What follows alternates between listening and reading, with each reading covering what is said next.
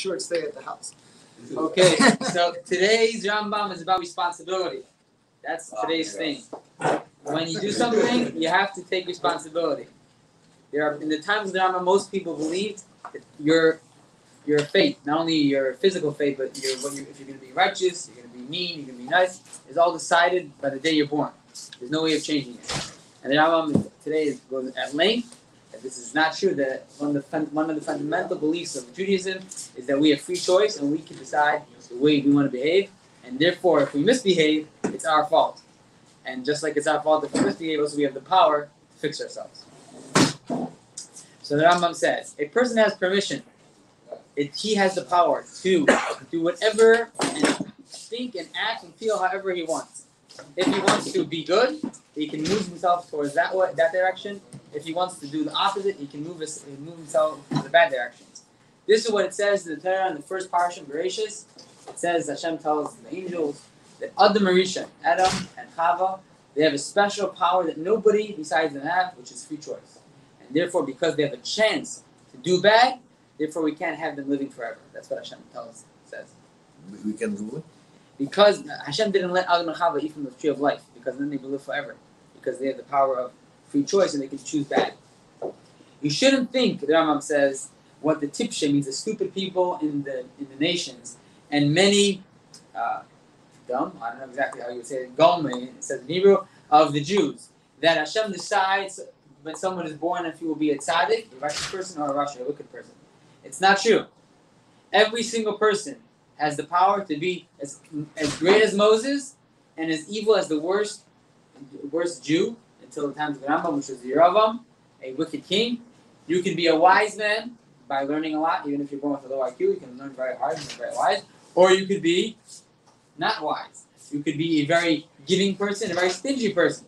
You could be a very mean person, a very kind person. And every type of emotion and lifestyle and personality you could create for yourself.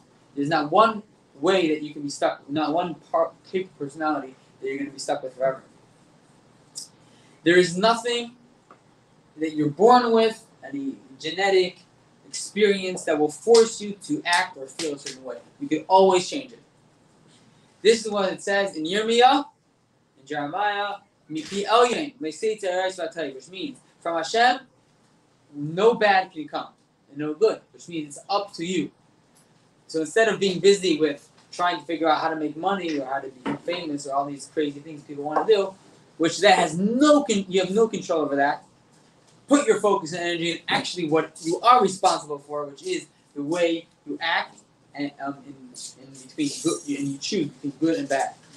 And therefore, someone which has sinned, the Rambam concludes, it's his fault, and therefore he should mourn and cry about his sins because it's your fault. It's your responsibility. And he should also feel bad for his soul, the pain and the suffering he has caused to his soul, especially in the world to come, when his soul will realize how much damage he has done. And therefore, because it's your fault, because it's your responsibility, because you put yourself in that ditch, you have the power to get yourself out. And therefore, he continues in that verse. Let's look in our ways. Let's look in our ways and figure out how to return. Like the famous story of the son, the child of a chassid of, I think, the Rebbe Marash, one of the rabbis. He came to him, and he was sort of went off the path of Torah, and he came to him. His father forced him, you know what? Before you really go far off, go to the Rebbe. So he went on a horse, even though the custom was to walk by foot out of respect. That was the custom, but he went on a horse. So he came to the Rebbe, and the Rebbe said, "How did you get here?" He said, "On a horse." He's like, "On a horse? But why are you going on a horse? Can you go?" So he said, "So I can get it faster." So he said, "1 second, but if you get lost, you can get lost faster." So he said, he was stuck. He's like, "Yeah, but I can get back faster." So he's like, it was saying a mashal. It was saying, just like you're young and you have all the energy to go off fast, extremism, you can get back even faster. Right? So it's the same connected to what we're learning about here. You have the choice. You can do wrong. You have the power to do good. This is, the Rambam says, the foundation of all the commandments. And the whole Torah is this belief that in the knowledge and the Recognition that's up to me, that I'm responsible and I have the power to decide each way. I'm not born this way. I chose to live this way. Nobody's forced in any way. Of course, if somebody goes through a dramatic experience or born with a genetic mental illness, of course it's harder, but he has the power. It's up to him. And this is what it says in the Torah many times in this Chumash, especially in this Parsha, and the Parshas that we're reading in this week and these weeks, that Hashem tells us, I'm giving you good, I'm giving you bad. Choose the good. Why is he telling us? Because we have the power to choose the good. He says, I'm giving to you a blessing and a curse. What does it mean he's giving to us? He's giving us the power to decide. And this is what Hashem told Moses. He told Moses, me eating, which means halavai. How do you say halavai in English? I wish, if only the Jews will always fear me. What? Seriously, Hashem? If Hashem has a wish, he can't do his wish. But Hashem decided that he wants to give us the power, stand back and let us do it. So therefore he says, I wish. Hashem himself, he wishes. The only thing. Everything else he wants to do, he does. One thing he doesn't do. And he says, I wish. He just prays to himself. If Hashem would actually, why is it so fundamental? If Hashem would decide, you're going to be a tzaddik, you're going to be a Rasha. What does that mean? It means the whole Torah shouldn't exist. Why is Hashem sending prophets to tell us, rebuking us? What is my fault? This is all created, all destined by Hashem. So the Rambam says, not a knowledge that you have in your brain, not an action that you do, not an emotion that you have is destined. Every single thing is chosen. And therefore, there are stargazers, like we spoke about, that decide you're born at this time, you have this personality. The Rambam says it's not true. Your personality is chosen by yourself. And the Rambam says, if you say that you don't believe in this, then why does Hashem punish people? Why does Hashem reward people? Everything is destined. And therefore, the Rambam says, every single thing you do, you get either reward or punished, in the sense if you do something good or bad. And because you're expected to be the best you can. And the best you can is the greatest possible.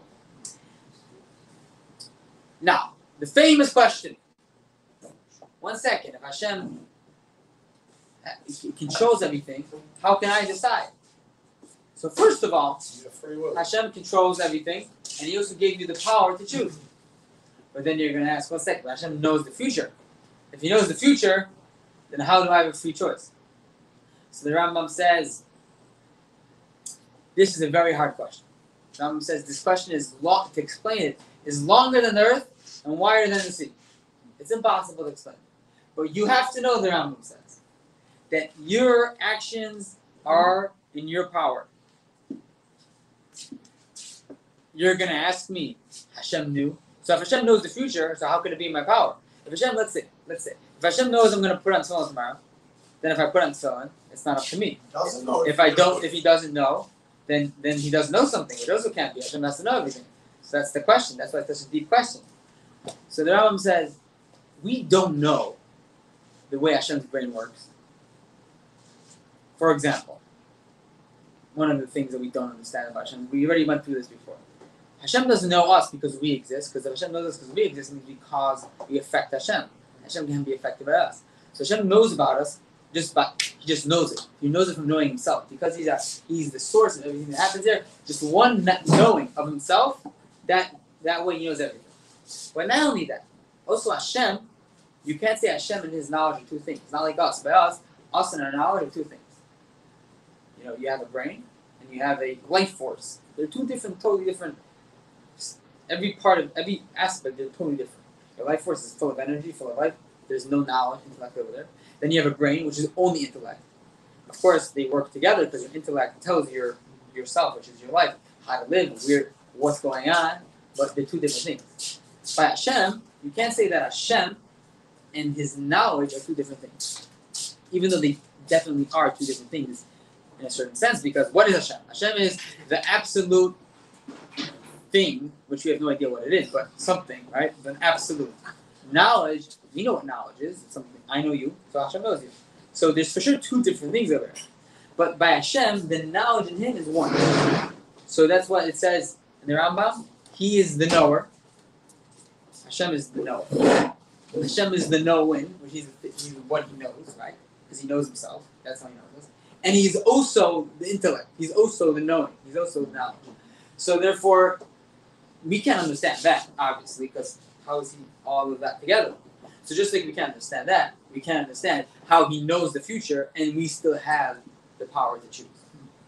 But what we have to know, the Rambam says, is okay, don't understand that. That you cannot understand. But what you do have to know is that you have the power. Because it's very important to understand that when you do something wrong, don't blame anybody else. People have always, whenever there's something wrong, there's some people have that nature, which is by their choice, obviously, like it says in the Rambam, they blame everybody else, right? Now, obviously, it's not going to get you anywhere in life.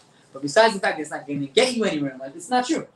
Because every single thing that happens to you is you choosing to be in that situation.